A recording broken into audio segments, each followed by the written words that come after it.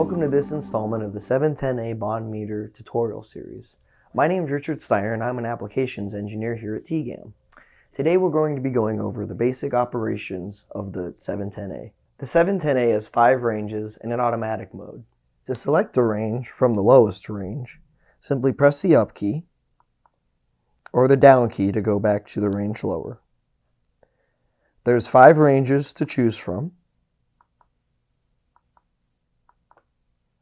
And if you press it one more time, you'll go into the automatic mode.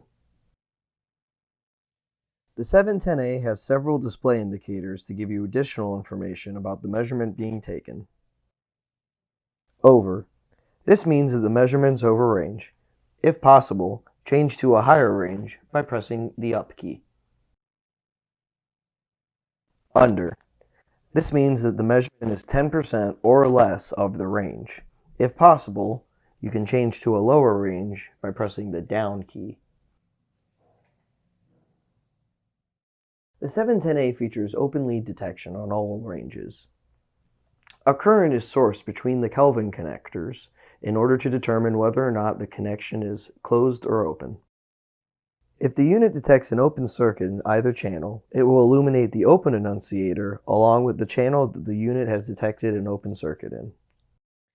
When using the 710A with MKP, BKP, or MCP probes, the open and channel annunciators will be illuminated when they're not connected to a device under test.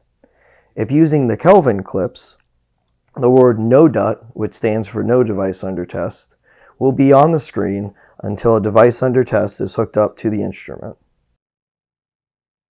The 710A has 2 backlight modes. To use the backlight, press the backlight key. The backlight will stay on for 20 seconds after every key press. In order to leave the backlight on indefinitely, simply hold the backlight key until the screen flashes. This concludes this installment of the 710A tutorial series. For more information, please visit us on the internet at tegam.com.